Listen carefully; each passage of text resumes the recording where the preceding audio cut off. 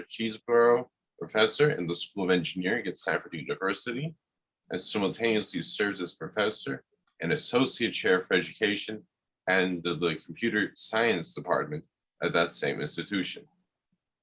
The professor joined the Stanford faculty after being at Google, where he was a senior research scientist.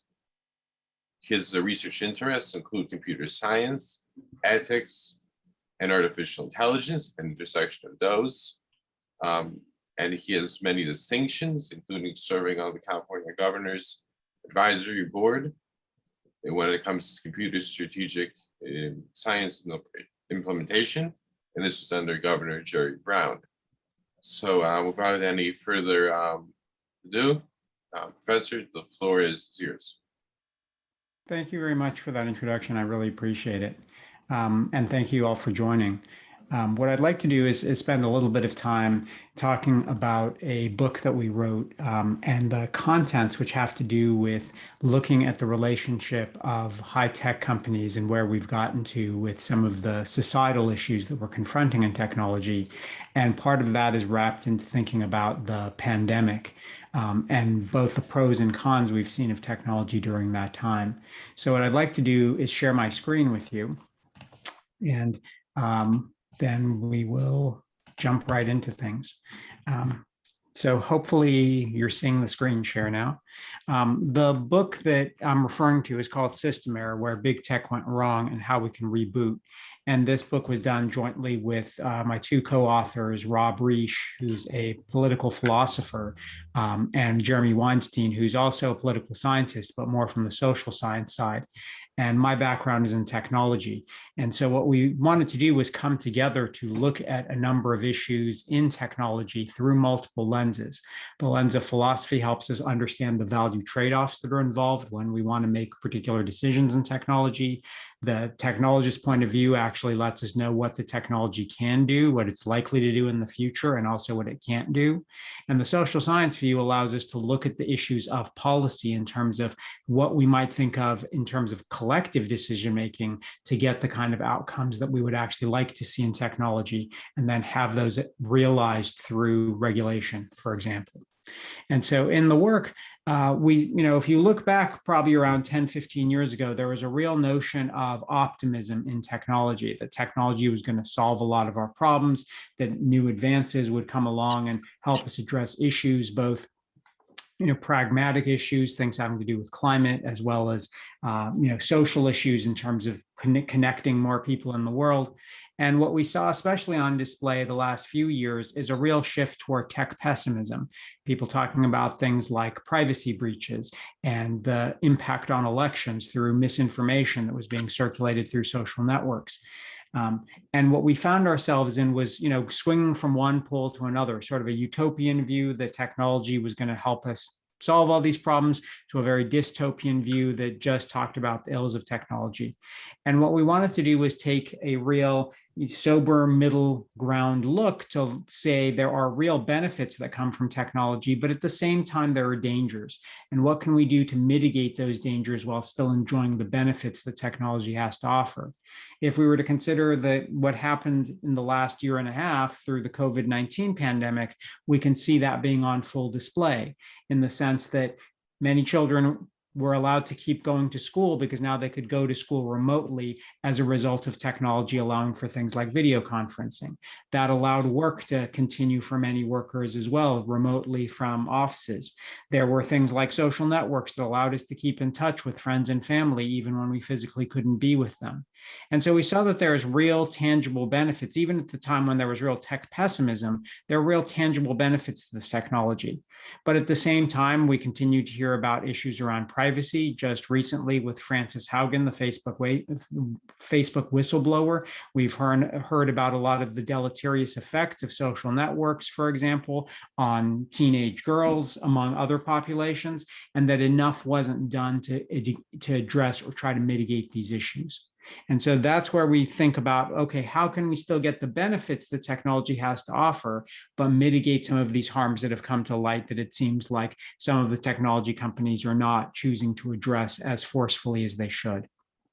And so what we did was we created a course around these kinds of things. And through that course, we ultimately wrote a book together. And so what that book was about in terms of why did we write this book, what we were really looking to is to understand what are some of the negative social consequences in a deeper way, and understand that, oftentimes when people see these issues, they want to blame an individual or they want to blame a particular company. And in fact, what we wanted to analyze is there are systematic drivers for many of the things we see. It's not just about good people or bad people or good companies or bad companies. There are actually particular systems that are the drivers for these things, and we need to unpack and understand what those are if we want to address them, and then think about what are some real pragmatic ideas to be able to harness these benefits that we talked about while at the same time trying to mitigate the harms. So what does that look like? In terms of what the book's about, we start off with our diagnosis of the drivers of these problems. And it starts with something we refer to as the optimization mindset, which is the notion in technology that we want to optimize for solutions for problems. This comes from engineering and especially in computer science. And by itself, optimization may seem like a good thing. So you might wonder, why is trying to optimize something, a driver of potential problems? And the way to think about this is that optimization by itself is neither good or bad. Really, what optimization gives you is a way to drive some particular thing forward. But if the thing you're driving forward is actually a goal that has some negative qualities to it, what you're going to end up doing is amplifying those negative qualities. And so this mindset in engineering to want to optimize when the thing that you're optimizing isn't necessarily the thing that's best for society, and then you do that at a huge scale, you begin to see some of these problems. So let me give you an example to make it concrete. Facebook has the stated mission of connecting the world. Well, how do you measure connecting the world? How do you optimize that? Because as a concept, it's sort of amorphous. If you want to think about it from an engineering standpoint, what you do is you measure things like the amount of time people spend on a platform, the number of clicks they make on pieces of content, whether or not they engage with it, say they like it, or they express some other emotion with it through the interface. Well, the issue with that is when you try to maximize that at scale, because that's what you're trying to optimize, you begin to see that just maximizing the amount of time people spend on the platform or having them click through on the most content doesn't necessarily mean you're connecting the world, because it turns out people are more likely, for example, to interact with inflammatory content. So you could actually be upsetting more people by driving these click-through measures, but it looks to you like you're doing a great job of actually getting people to interact with content, when in many cases that content could be upsetting to them or giving them misinformation that is sugar-coated to look even more attractive. And so if we think about a regulatory structure, the third ingredient that is one of these systematic drivers, or in some sense a lack of an ingredient, is there's a deliberate indifference, or there has been for about 25 years, by politicians around regulating technology. In some sense, a deliberate decision was made in the mid-1990s to create a regulatory oasis around technology companies to allow them to flourish. This was the early days of the World Wide Web, for example, and there was a real push by the administration at the time to see the web flower. And the commercial restrictions that existed at the time on the internet were repealed, and at the same time, we got the Communications Decency Act with Section 230, which is now hotly debated. But what it basically was, it said that platforms are not liable for the content on those platforms. They were basically treated like telephone companies.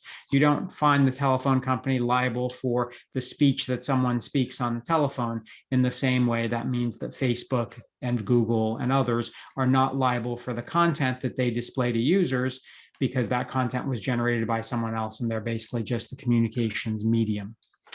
So we got that regulatory oasis, which was great at the time. It allowed the internet to flower, but now 25 years later, we're seeing some of the negative impacts of that, and it's time to begin to rethink that regulatory regime. So when we think about some of the particular issues that we deal with, there's four main technological issues that we see either happening now or having great impact in the future. The first of which is algorithmic decision-making and notions of bias and fairness that come into that algorithmic decision-making process. So to make that a little bit more concrete, algorithms are now used to make significant decisions in many people's lives. Things like who gets access to credit, who gets a mortgage, who gets access to what kinds of healthcare, whether or not someone gets granted bail in the criminal justice system. These are all questions that more and more are now being driven by algorithms. Those algorithms make their decisions by finding patterns in data, a particular technique known as machine learning, which is part of a subset of artificial intelligence. And the idea is they take a bunch of data that's about historical, oftentimes human decision-making, find the patterns in it to be able to correlate a certain set of inputs, like things about, say, people's age and their credit worthiness by determining their credit worthiness by things like what their annual income are and where they live and other factors, to then make a decision, should this person be granted, say, a mortgage or not. Well, the problem is that many of those decisions may have exhibited human bias in the past, and that bias then gets encoded in the algorithm, and under the guise of appearing objective, because it's an algorithm, what we've actually done is encoded previous human bias, and now that bias is being executed at scale because the algorithm can operate much more quickly and on much more cases than a human decision maker could. So that brings up questions of what is fair? How do we detect this bias? What kinds of safeguards do we want to put in place to make sure we can mitigate some of the bias that might exist in existing algorithms? From there, we turn our attention to the notion of data privacy and the idea of data maximization, which is many platforms now gathering as much data as they can about their users and then using that data to make inferences. And the issue there is oftentimes what we're presented when we want to use a particular app is just a choice that says, do you want to use this app or not? And if you do, you are basically giving up most of your rights or all of your rights to the data that you're generating or anything that you upload to that application.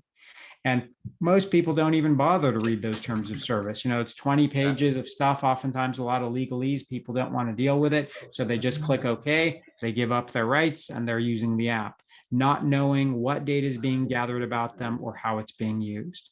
And so the discussion we have in there is thinking about what are rights that we would want individuals to have over their data and examples that already exist. So the European Union, for example, is further ahead than the United States in this area through the General Data Protection Regulation. And part of the issue is in the United States, could we actually get something similar at a federal level? We already have a state policy in the California Consumer Protection Act. Something like that more federally would actually protect rights at a broader level. And so we get into some of those issues.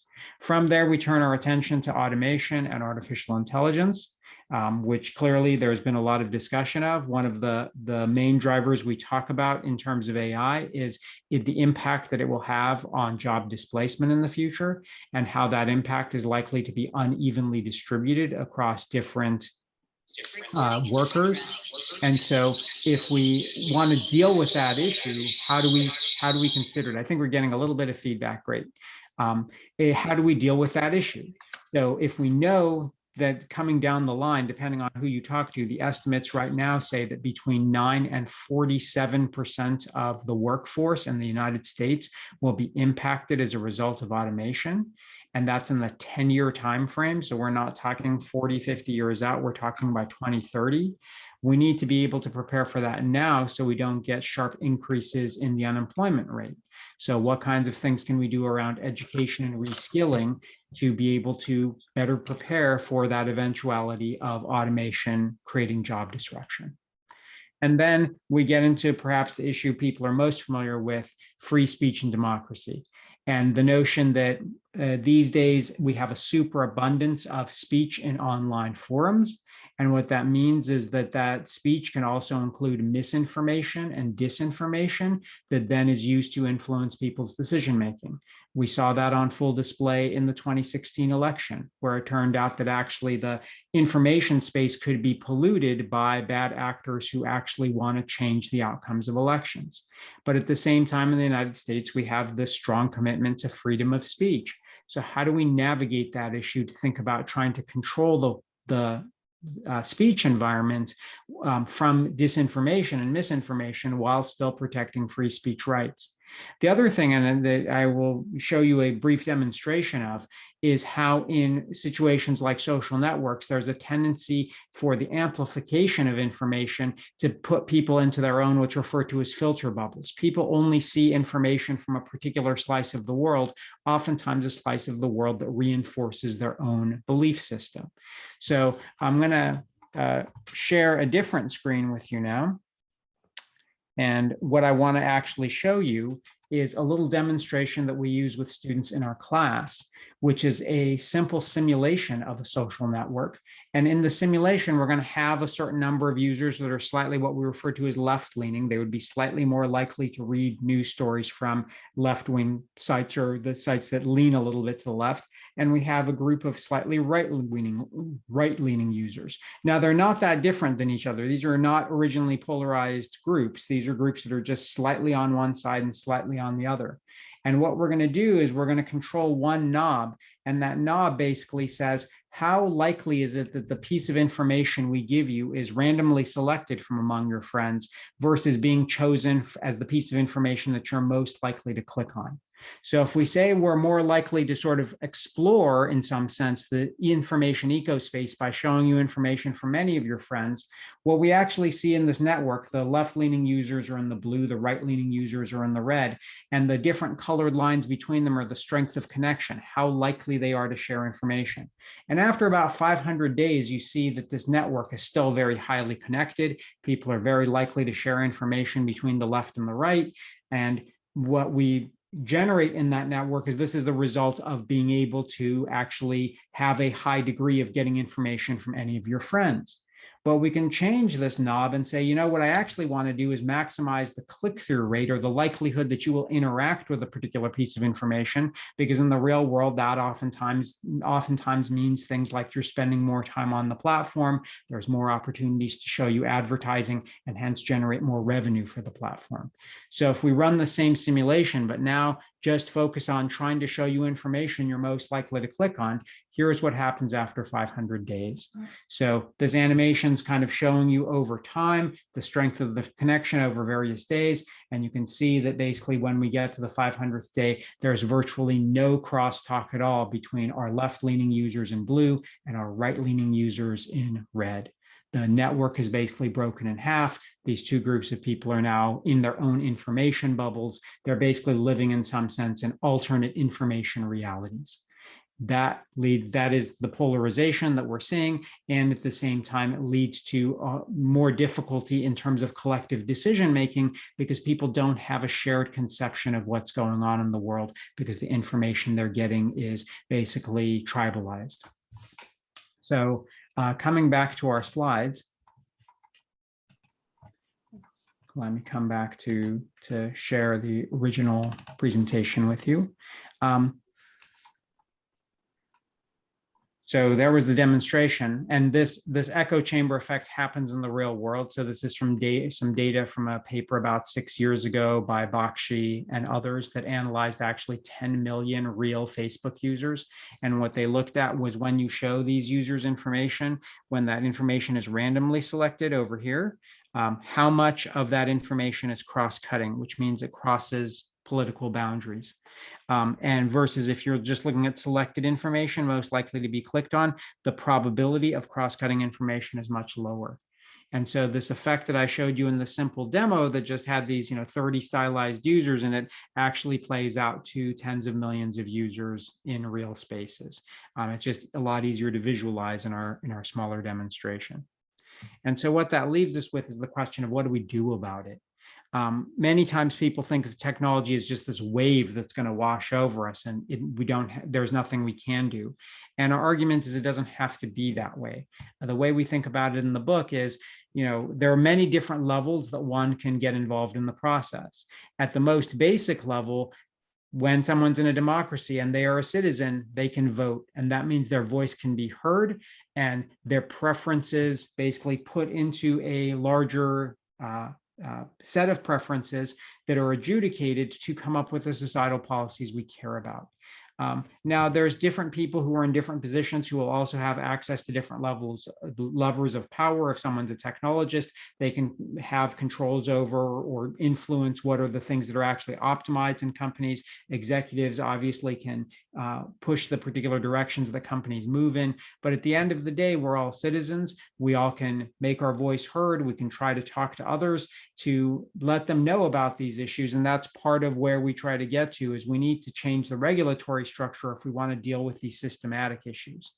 And the way we kind of think about that is, what's the current choice we have? The current choice, the way it's structured, is, do you use a particular app or not? Right. So the way we sort of see that decision presented to us by big companies is, well, if you don't like the application, just don't use it or just delete it. And the real question is that going to solve our problem? And the way we think about that is we liken it to, having very limited controls. Say, if you were driving, well, if you were driving and someone told you your only choice is you can either drive or not drive, and if you drive, try to be safe, that's kind of like someone saying, well, there's these little things you can set in your applications, like your privacy settings, or you can use a different web browser if you don't want to be tracked or something like that. Those are micro decisions at individual levels. But in terms of driving, micro decisions by an individual don't create a system of safety. The way we create a system of safety and address systematic issues is we have actually regulation around driving. We have roadway systems, we have lanes, we have speed bumps around schools, we have stop signs and traffic lights. These are all things that create a system of safety for everyone. And within that system, you still have a choice whether or not you want to drive or not, and the individual choices you want to make for your personal safety. But we might get much greater collective safety through the regulatory structure of the roadway system. That's the same kind of safeguard we need in the technology sector. We need safeguards around things like basic privacy rights. We need to understand the impacts of automation and think about what kinds of policies for education and reskilling do we put in to not have so many shocks to the system for technological displacement from jobs as AI becomes more and more sophisticated. It doesn't say we need to hold the technology back. In some cases, there's debates about holding technology back. For example, say the use of lethal force by an automated system. That's something we might want to prohibit. But if we take as an assumption that technology will progress, and in many ways it can be beneficial, putting the guardrails in place to make sure that everyone can enjoy more of the benefits of that technology while mitigating the harms leads us to more of the societal outcomes we'd like to see.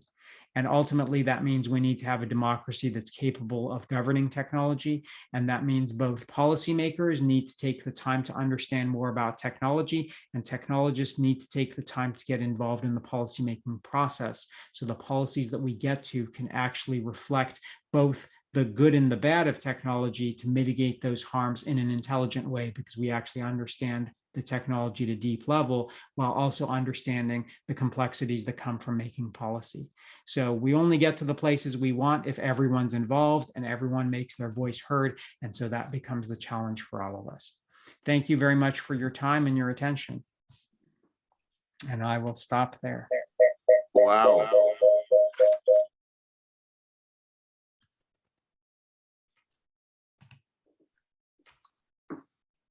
I don't know if we have time for questions, but if there are, I'd be happy to take a few. I actually have a question, Doctor. You mentioned that automation is going to displace many workers. Clearly, I live in New York City. The first thing I think about when I think about automation displacing workers is taxis and Ubers. At some point, I believe that there'll be automated cars, automated vehicles, driverless cars. You have a whole population. You're going to have a whole population of drivers who basically have no way to go. So they're going to need some kind of retraining.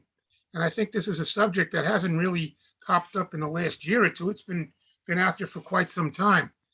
I'm combining that at the same time with these reports that I've heard that there is a lot less motivation for young people coming out of high schools to attend university programs and get higher education, particularly among males. And unfortunately, America is still pretty much a male-dominated society where they are the breadwinners. So what do you see in terms of being able to remotivate or reinvigorate these types of programs so people will go on Because clearly retraining programs are not going to be simple. These are technical fields that we're talking about, automation and technology and programming all require higher levels of education. So what do you see as some possible solutions or directions to kind of ensure that younger people will then take higher education programs? And added to that, do you think this is just a kind of a cyclical thing where it goes one direction and then people stop going and then it goes back? Or do you think this is a permanent downward trend at the same time? Yeah, those are great questions. In terms of higher education, I do think there is some cyclicality in the trend. I do think that, the pandemic and, being in higher education myself, we've definitely seen effects in terms of things like enrollment in higher education as a result of the pandemic. But I do think it's cyclical. I think that, these things shift over time. And part of it is also understanding what is the value proposition for higher education. So I think that institutions of higher education are also seeing the writing on the wall that in some senses the demand for what they have to offer is shifting. That causes them to shift in response as well. But at the same time, I think what we've also seen is that higher education is only one route for job reskilling or for job skilling in some sense for someone starting out, or reskilling if they want to go back to higher education.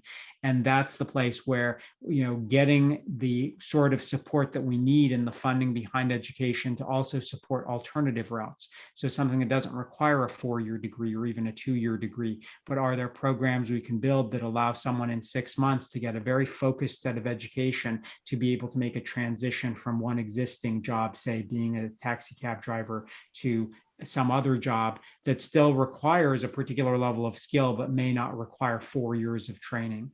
Because that's also a difficult thing realistically to expect of someone who might already be well into their career to now say, you have to do years of school before you can switch to another field.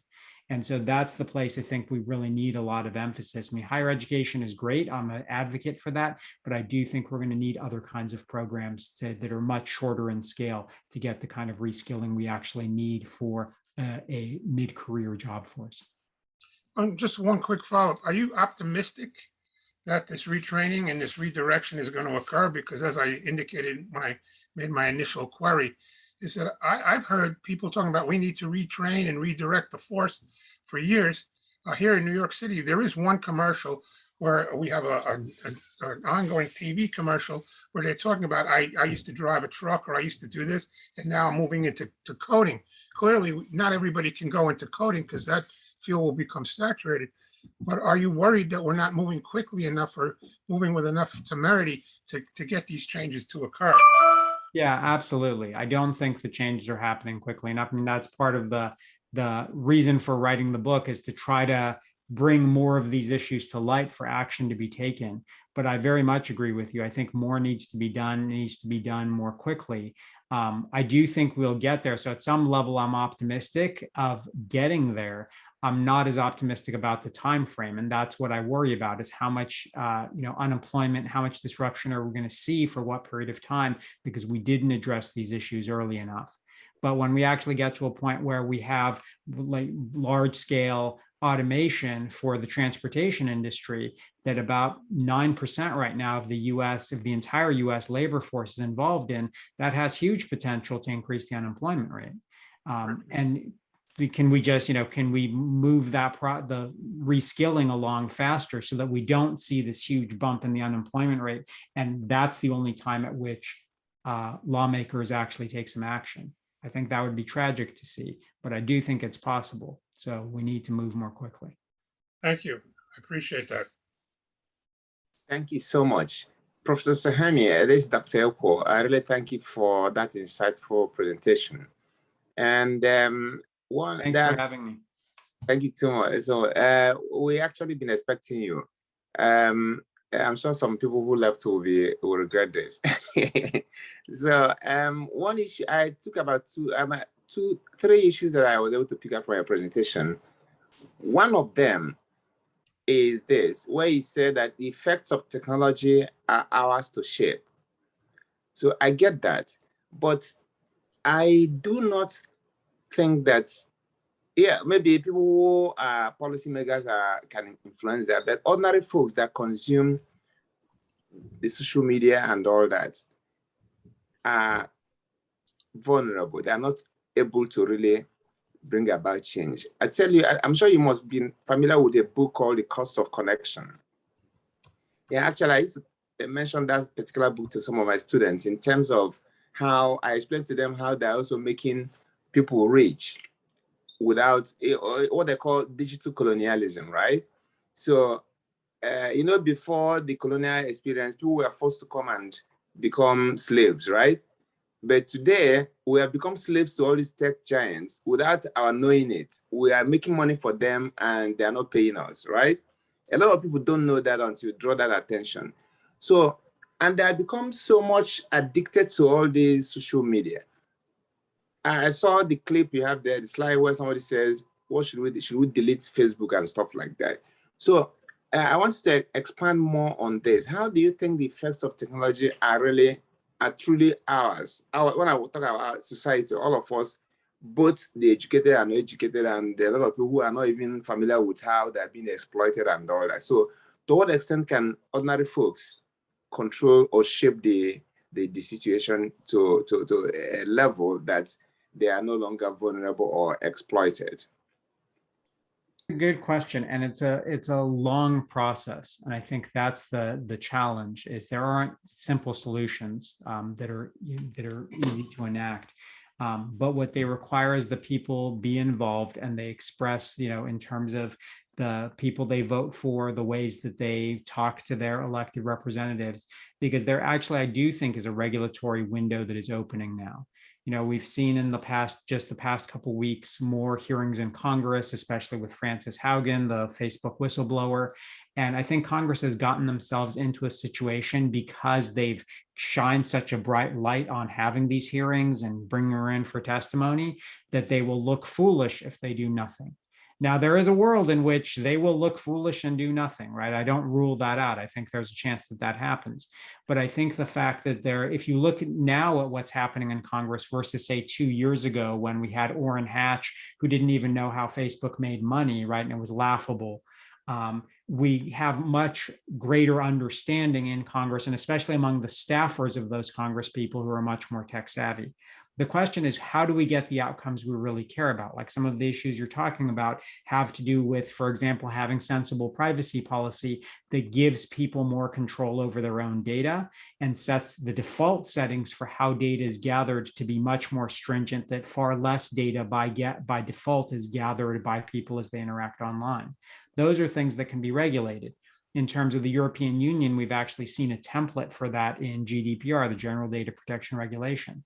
But in the United States, we have a very different framework that's called notice and choice, which is you are notified of what information is going to be gathered from you in those huge terms of service, and then you make a choice to say yes or no, basically.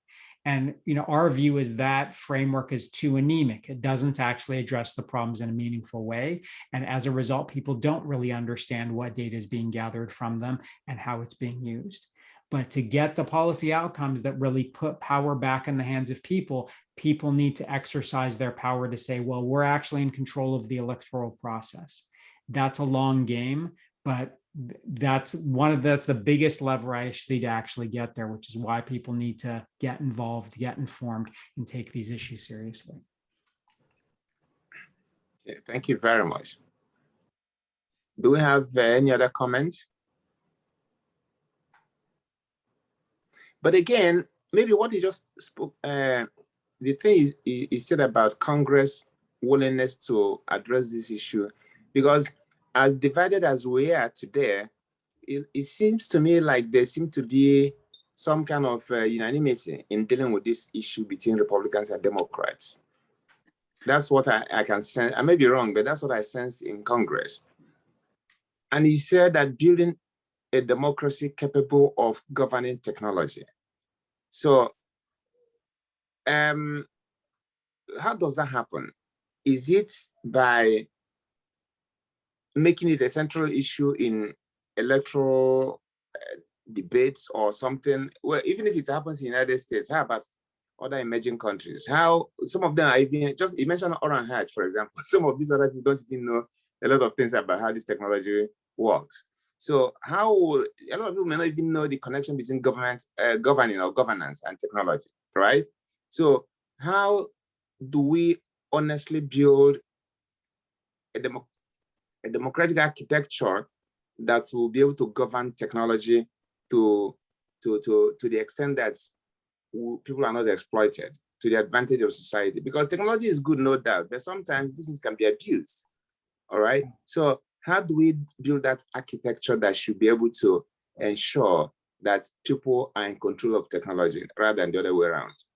That's a great point. And as a matter of fact, we used to have more of that. So back in the 1980s and 1990s, there was an office in Washington, D.C. called the Office of Technology Assessment. And what it was set up was to basically be a nonpartisan group to inform, but it was funded by the government to inform policymakers about the effects of technology. And what happened was in the mid-1990s, through the Contract for America, that office was disbanded, because the idea was that the policymakers should be getting their information directly from the source, the technology companies. And what that did was it opened up Washington, D.C. to a huge amount of lobbying by the tech sector, because now the members of Congress were being informed about technology by the very people they were trying to regulate, right? And so you can see that the dysfunction in that dynamic. But we actually had that Office of Technology Assessment for 20 years. There's no reason why we couldn't reconstitute an office like that and say what we actually need is more expertise, technological expertise, informing policymakers so we get good policy. So there's examples of this in the past that we point to and say, some of the things we want to do are not kind of, blue sky, wishful thinking. We've actually been in a better place before, and it's possible for us to get back to that better place. It just requires a will to actually do it. And so I think that's what makes me hopeful, is there's actually examples of this in the past, and I think we can get back there again. And it's more likely that we will now that, as you mentioned as well, both the left and the right in Congress shows more willingness to do something about this issue. The place that we get into the entanglements are, when they begin to discuss issues of free speech, they have very different notions of how speech should be regulated online.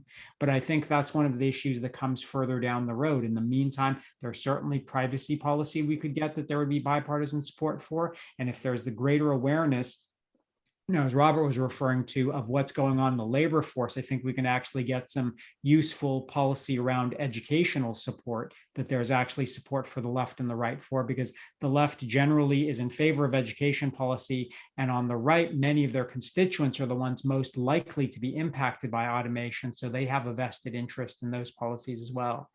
And as we get more of those policies in place to govern technology, what it actually shows is that our democracy is capable of doing that, and begins to move us to be able to tackle some of the thornier issues that have to do with free speech and the moderation of content and misinformation and disinformation and on the internet.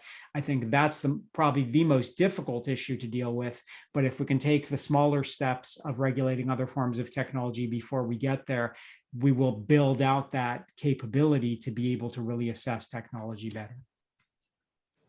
A very quick one. Sorry, I hope I'm not taking so much time. Before you came in, we had this conversation about misinformation and disinformation. Could we get your thoughts on the distinction between the two? Sure. The way I think about them is the difference is really around intent. Misinformation is information that is, generally not correct or has a particular slant to it, but may have been generated not with the express purpose to mislead, but because the people who generated it did not actually have the right information. Disinformation has the intent behind it to try to mislead. It's actually generated with that express purpose.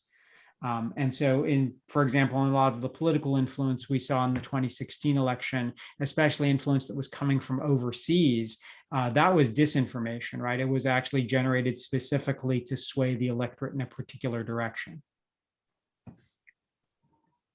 Thank you so much. I don't know whether there is any other comments or questions from anyone. I think you have Mike Willingham waiting. Go ahead. And he's already overdue. Okay. So I'd like to thank Professor Sahami very profusely. It was difficult to reach him, and he has so much on his table, and he managed to squeeze out some time for us. I really, really appreciate this, and I'll convey the message to the CMPI team, and of course, Rodgers. The dean of the faculty of SPA has just left because he's attending the president's meeting. So, but I just called my wife. It just as you are coming in that he left. So, but I'm sure I'll convey the good wishes, to him and tell him that you were able to come in and make a very good presentation. When we do the report, I'm going to share it along with everyone, including yourself.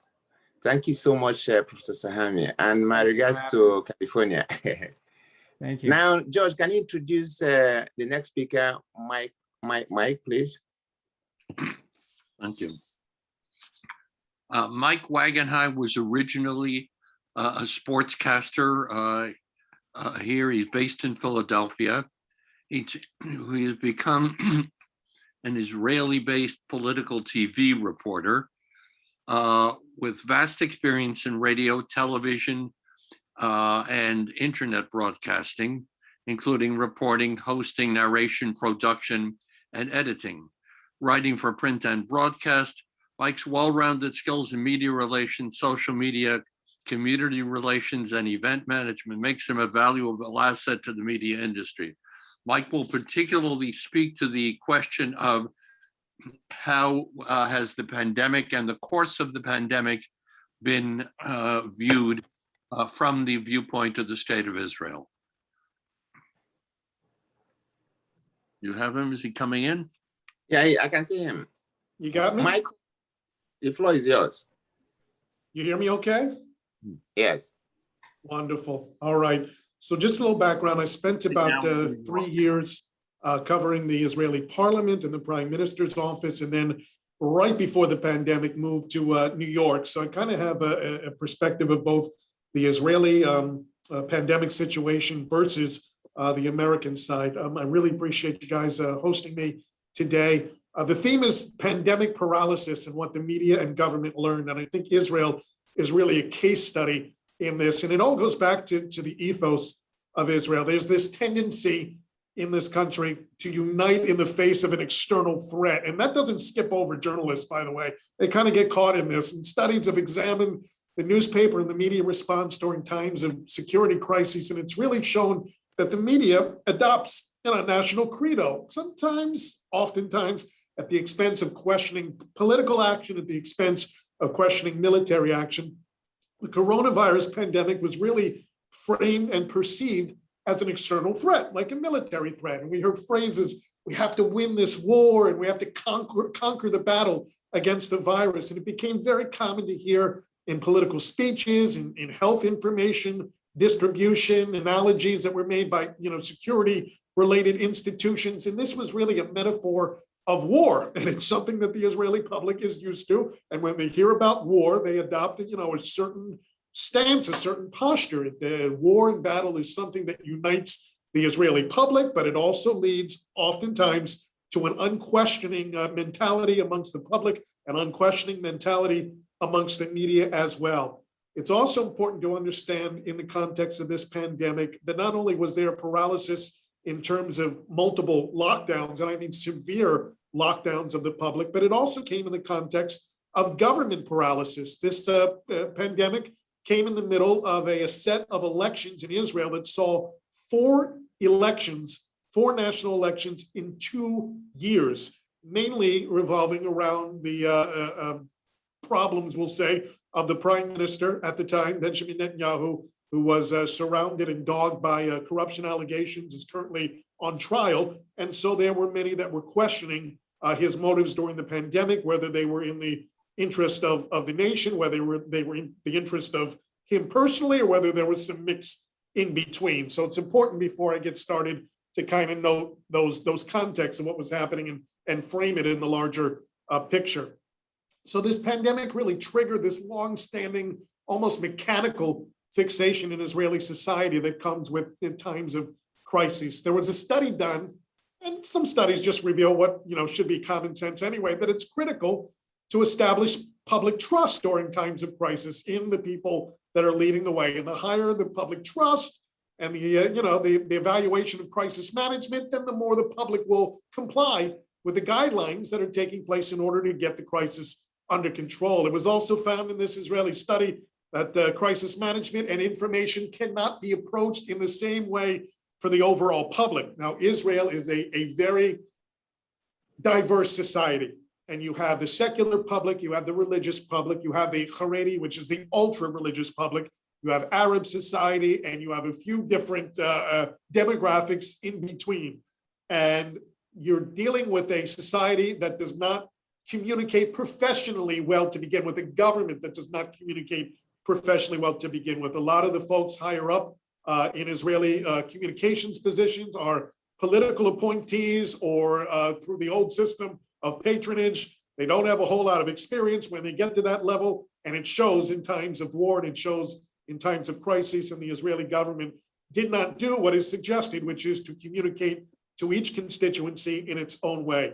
So it was reflected very early on when the Haredi, the ultra-Orthodox public, as we saw here in America, was hit with a much higher infection rate in the early wave of the pandemic. Why was that? Well, because they live together, clustered together. They live a very insular lifestyle. And when you put those things together, naturally, it means that they're going to be infected at higher rates. What we saw in both Israel and America was eventually when, as time passes along, those infection rates are distributed much more evenly amongst the population. Everybody gets hit. Eventually, it just starts with people who live in close quarters. The scientists knew this. The scientists understood this. However, the public did not, because that message was not disseminated in a good way. So what it led to early on in the pandemic was dissension in Israeli society, this breakdown of this national ethos that everybody is supposed to band together in times of crisis. The government failed, the media failed in explaining this particular message. So what do you have? Well, you have a system in which the secular public is fighting the ultra-Orthodox public, and you have a political crisis in which the prime minister at the time, Prime Minister Netanyahu, was in the midst of an election and completely dependent amongst the votes and amongst the cooperation of the ultra-Orthodox public. So while the professional health establishment, the scientists, the immunologists, the people who really understand this, unlike me, they were developing a plan called the traffic light plan. What was a traffic light plan? Just like a traffic light, red, yellow, green. If you live in a green area with X infection rate, you're basically free to go with minimal restrictions. If you live in a yellow one with a higher infection rate, you have more restrictions. And if you live in red, you're basically on lockdown. Well, this plan was developed. It took weeks in the midst of the pandemic, weeks. It's an eternity. But eventually it was agreed upon by the government, by the cabinet, by the health professionals. And then when it was seen that the red districts were largely ultra-Orthodox districts because it was early in the pandemic, well, that plan got thrown right out the window because it could not come at the political expense because the next election was right around the corner. So the prime minister tossed that traffic light plan right out the window. So the public had been communicated to about what this traffic light plan was, what went into it, what they needed to do. Let's all rally together. And then the next day, it's right out the window. Again, it's where messaging and the pandemic meet and where it all seemed to collapse. And really, it never really recovered in terms of the cohesion among Israeli society during this pandemic, the will to band together, the will to confront this battle, this war as one nation kind of fell apart at that point and never quite recovered. Now, Israeli society is very science-based. I say that as someone who lived there. It's a startup nation. It exports a groundbreaking, world-changing technology. It also is a country that until about a year ago, citizens could only communicate with government agencies through fax because government agencies weren't required to receive emails. So you have this dichotomy in Israeli society, and that was something else that played out amongst the media and amongst government in this coronavirus pandemic. You did not see, fortunately, what you saw in America was this anti-vaccination, this disinformation campaign taking place. The scientists were trusted for the most part, with some outliers, And journalists, for the most part, didn't filter misinformation, disinformation through the public domain. They got behind the scientists because Israelis generally trust in the science. So that wasn't an obstacle. However, again, so much was seen through the prism of this nonstop cycle of political elections and concerns that the government was making decisions out of personal interest instead of out of national interest. The media also failed in their unquestioning stance, again, toward the prime minister at the time, Benjamin Netanyahu. He, to his credit, was giving daily press conferences, updating, messaging, letting people know the latest trends, the latest data lines, the latest updates to the restrictions, but never took questions at those press conferences. What would happen in a truly open society during a time of crisis like this? The media would likely start boycotting those press conferences. If you don't want to answer our questions, why are we even there? You can just give an address on television and, we'll write about it later or we'll talk about it later. Again, there is this ethos during times of crisis in Israel where journalists will sit there, they'll write down the information that's being fed to them and recycle it, regurgitate it to the public unquestioningly. This no doubt led again to this feeling amongst the public like there was no exit plan. Okay, we're being given numbers, we understand the late. What is our way out? Where do we go from here? There was no exit plan. And the reason that that information wasn't being given, it was because it would make the government at the time look weak. Journalists just wouldn't question it. They would not demand answers as to what the off-ramp looked like from this particular pandemic. And it fed into a burgeoning cycle, not of mistrust, but of frustration with the public. You started to see less compliance with mask requirements. You started to see a greater breakdown in the restrictions on lockdowns and people busting through lockdowns. There was also some dissension when the public started seeing leaders do as I say, not as I do. We saw many high-level leaders, including many that were trusted and respected by the broad spectrum of the Israeli public, flaunt their coronavirus restrictions, inviting people to their residences that they weren't related to, which nobody else could do, being seen out in public without masks, which nobody else could do. So over time, again, the unquestioning nature of the media in times of crisis and the lack of consistent messaging and an off-ramp provided by the government really led to this breakdown to the point where, it became an us versus them mentality. There was a little bit of disinformation that took place, unintentionally, I would say. I'll give you an example. There was this big report on one of Israel's main news stations back in March when everything, the numbers were going through the roof in terms of the infection rate. And footage was shown on the evening news about, I think it was in Belgium, that there were mad rushes to the supermarket and everybody was getting food and clearing the shelves. It was actually video that was taken 10 years ago in Germany during something completely unrelated. At the end of the program, the presenter apologized because, he found out that he presented misinformation, but a lot of people didn't hear it. By the next day, the shelves in Israel were cleared in the supermarkets because everybody heard about this happening in Europe and they figured they were next.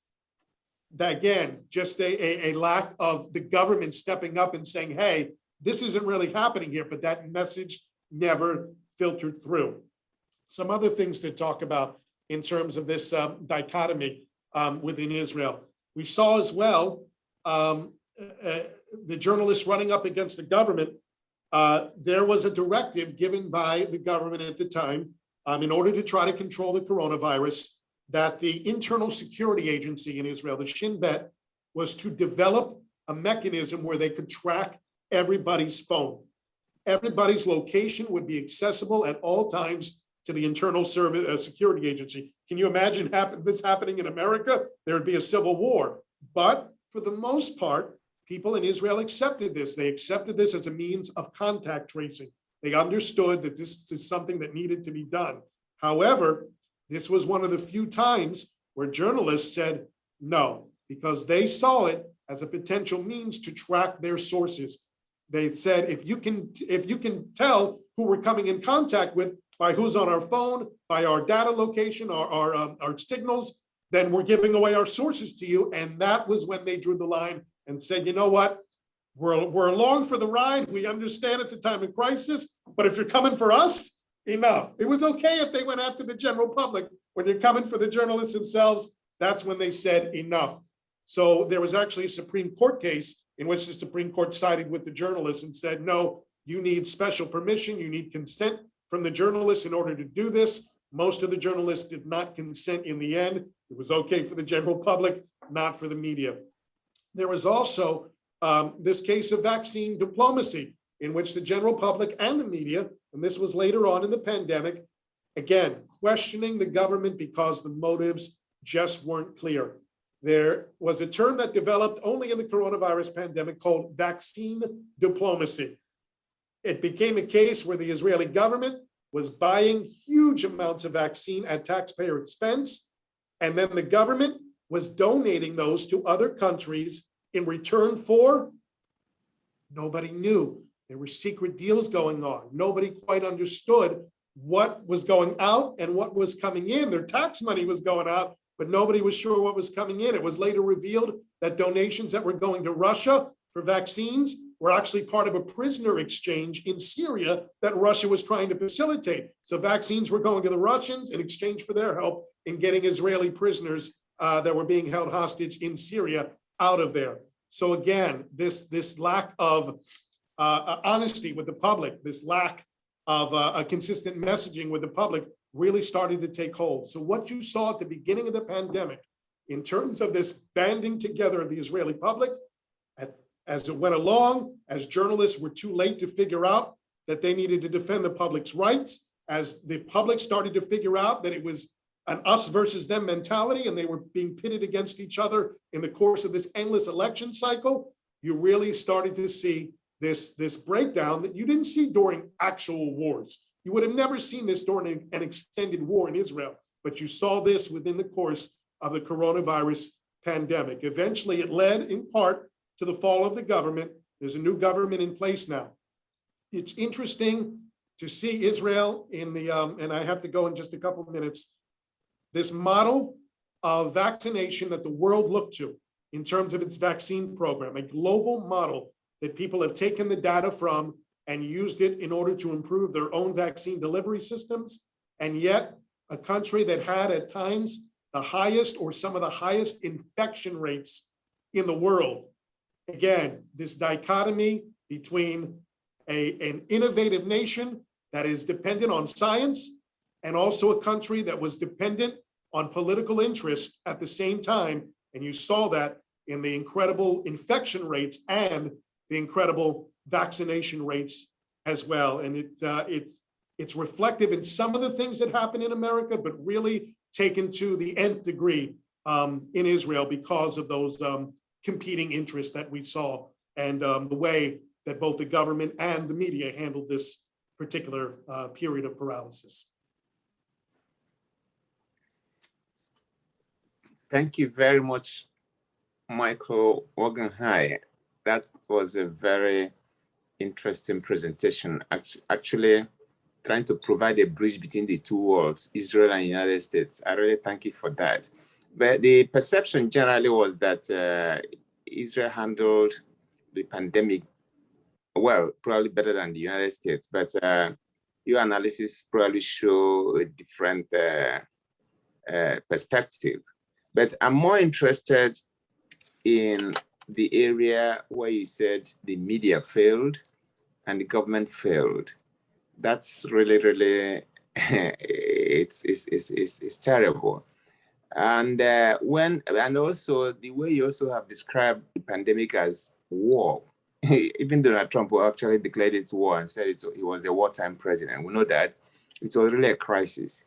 And it also reminds me of the Iraq War, where the media in the United States did not scrutinize the administration then about the rush to war. As a matter of fact, New York Times acknowledged that in one of their editorials to apologize for failing its readers by not really questioning the government of the day.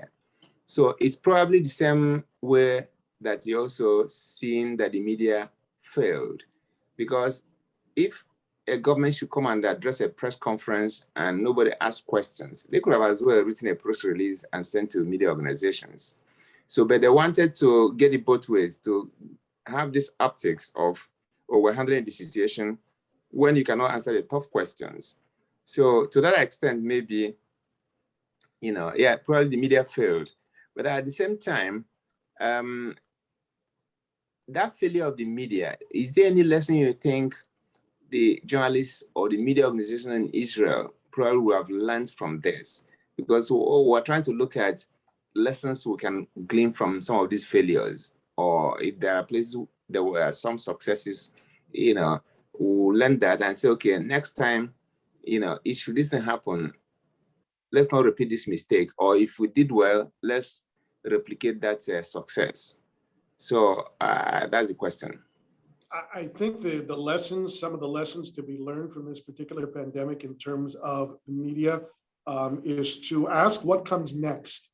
Okay, you can feed us all the data in the world. What does it really mean in terms of practical implications for the public? It's a message that never filtered to the public. It left the Israeli public in a state of perpetual confusion, a state of perpetual paralysis with seemingly no way out, locked in their homes for weeks, and at one point a month and a half, no school for a year for the children, which is just a monumental setback and effect that will be felt from years to come. The question has to be not just what happens today. Do you have a plan? And that's a wartime mentality as well. Do you have a plan? You got to ask a general. Don't tell me about the troop levels today. What is your strategy here? What is the overall goal here? And those questions desperately need to be asked, not, God forbid, in the next pandemic, but God forbid, in the next war. And I hope the media overall, and probably first on the list, learn that lesson. Secondly, the media can be, just like any other media, can be insulated into factions.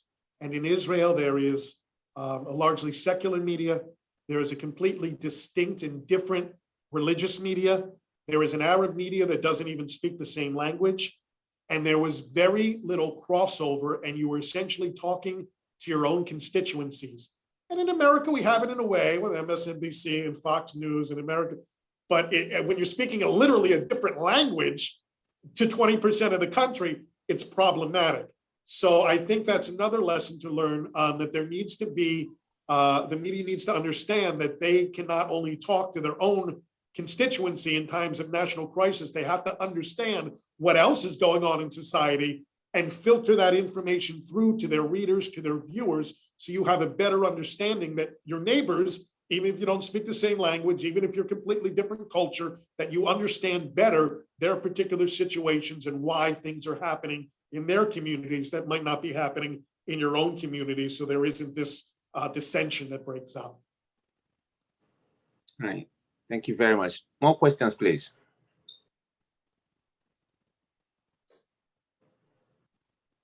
George? No, thank you. Thank you very much. I think he's done it very well and made a very clear portrayal of the situation in a country that had extreme problems and dealt with it ultimately after some hiccups, dealt with it extremely well. Thank you. I was going to ask Mr. Wagenheim, I had a question for you, sir. My question is this: what is the current status of the trial for corruption for those Israeli officials? And based on your experience and knowing the Israeli system of justice, what do you expect us to see in terms of an outcome? Are you talking about the trial of the former prime minister? Former prime minister, but I seem to remember his wife was involved and some other ancillary characters. Those the matters with the wife have already been settled. There's no pending allegations against her. There was a settlement in one of the cases. In terms of the former prime minister, who's now the opposition leader, right. The case is still pending. It's still active. There's an active trial going on. He's charged with 3 different offenses: corruption, breach of trust, and fraud in a number of different cases. That trial is dragging out. A lot of delays because he was running the country for a while, delays for other reasons, pandemic related. And so that trial has dragged out. Just to give you an inkling, the last Israeli prime minister that went on trial, from the time he left office until the time that his case came to a close, I believe was 7 years. So the wheels of justice in Israel turn a little bit slowly. I don't imagine it's going to take that long with this particular case, but don't expect any decision tomorrow. They just got done with the first witness a few days ago, and that trial started months and months ago. So it's going to take time. And in your opinion, I'm not a reporter, but in your opinion, off the record, do you think there's going to be some resolution in him facing charges and having some sort of judicial punishment? Everything's on the record here because I don't know who's watching, but you know what? I really couldn't tell you. There are some that say that the evidence is rock solid, that he obviously did what he's charged with. There's other evidence that says, you know what? These were everyday political dealings where you try to get positive coverage in the media, and you're just doing your job in terms of passing other legislation, and they're unrelated. I really couldn't tell you at this point. It's so early in the case still, and a lot of the documentation, a lot of the evidence has not been made public yet, that it's really too early to give an educated prediction about what's going to happen. Now, it's to his benefit that this drags on, because he can still, even as an opposition leader, if the elections are called in the next month, next year, and his trial is still underway, he still can stand as a candidate for prime minister should the current government, the coalition, fall, and he wants to stand again for prime minister. He's still able to do that because the case is still underway, but there's no resolution, correct? That's correct.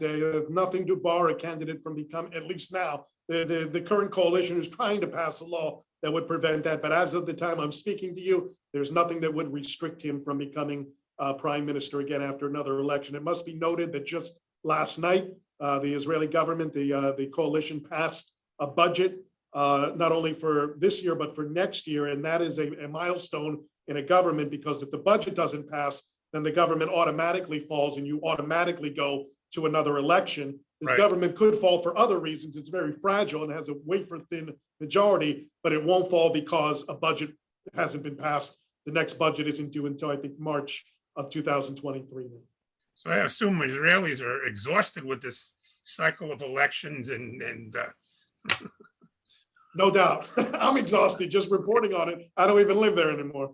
All right, I hear you. I watch I-24 on a regular basis, so I see the debate. But it seems to me, from the point of view where we are exhausted already with what's going on in the last 4 years, and plus. So I can't imagine how Israelis feel right now. But I thank you for your responses. Of course. Thank you so much, Michael. I really appreciate your time. Thank you. I know how busy you guys can be over there at the UN. Thank you so much. And ladies and gentlemen, we really appreciate your time. It's been a very long day. I know a lot of people are almost Zoom conference fatigue or something or whatever. So to have stayed all these while since morning to this moment, I really thank all of you. I do hope this is the last Zoom conference we're going to have for this Gesheris conference. Next year, I'm sure we're going to come in person. I've predicted so much things about this coronavirus, and I've always been wrong, but I think this prediction is going to come true. So I look forward to seeing most of all of you in person the next conference.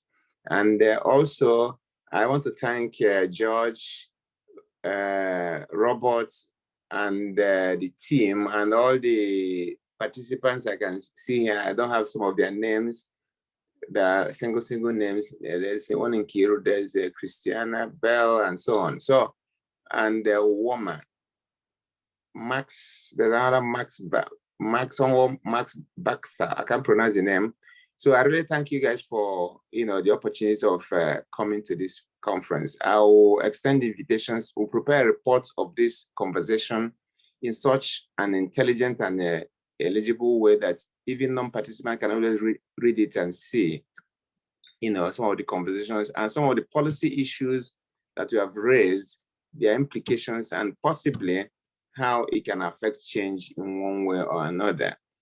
Having said that, I think we will come to the end of this day's business, except if there are other issues that anybody wants to raise. But I'd like to announce also that on the 15th of November, that's the Monday, the other week, we'll be hosting the Attorney General and Minister of Justice of the Federal Republic of Nigeria to a public lecture. He'll be speaking on tackling corruption in Africa and evaluation of tested models. So I'd like to invite all of you also, but this is going to be an in-person event.